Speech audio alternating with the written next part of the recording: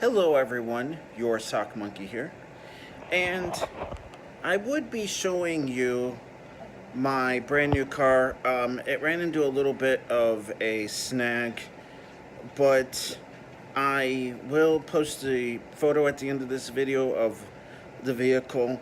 I did purchase a 1998 Ford Escort SE sedan to replace my 1994 Mercury Tracer. It's in Atlantic blue with a gray interior, and um, when I have the car back and when it stops raining here, I will be able to make at least a short video of it, and hopefully doing a full tour later on as time allows. So, story behind this car is I found it on Facebook Marketplace for, I think it was like $1,500. It's a 1998 Ford Escort SE that has 94,000 miles. It was a one owner, so I am the second owner of this vehicle. It was driven a lot from Chicago to Detroit and back, and apparently, according to some of the documents, it is a Michigan vehicle, but you would never tell because there's no rust or rot anywhere on the vehicle, so it was clearly very well kept, which I will show you when I have the opportunity to actually show you around the vehicle. What happened was I went to take possession of the vehicle today. I drove it. I was driving home. I needed to stop for gas, and it was heavily raining, and the car just started acting funny. The radio cut out.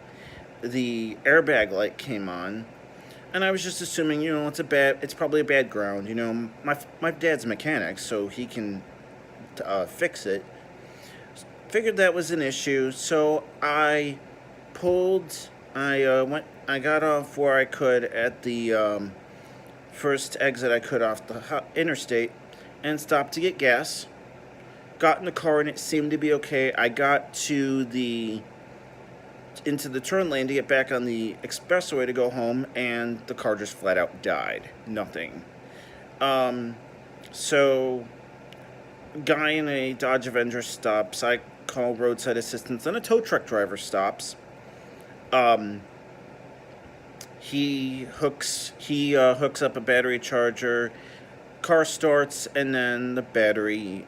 It turns out the alternator is just completely shot.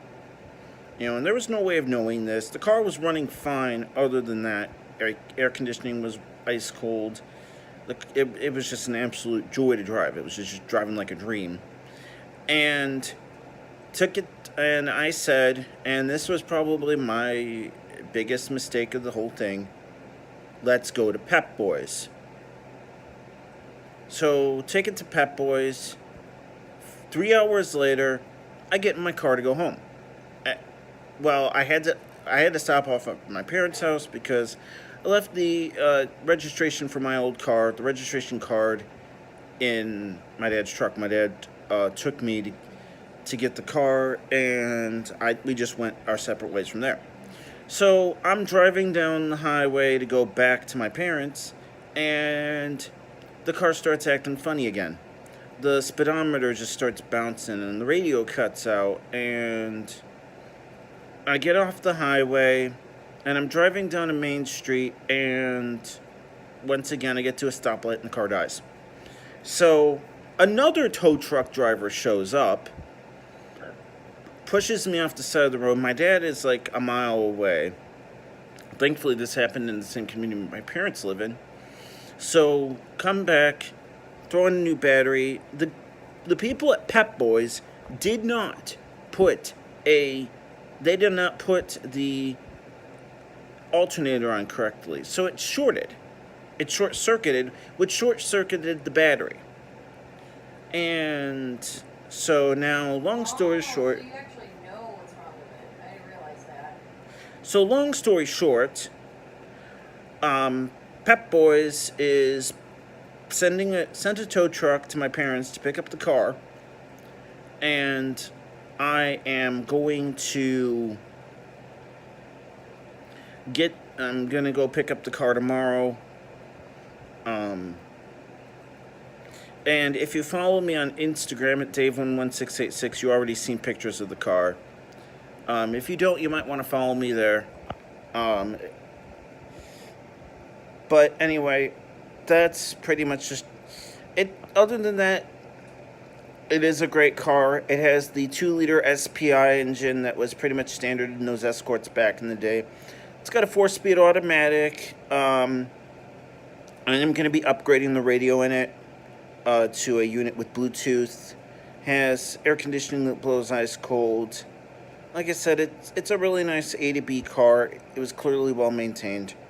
So that's all I got right now. And like I said, I'll be making a video. I'll be making more videos of the car once I get opportunities to, once I actually get the car back. So that's all I got. Thank you all for watching and take care.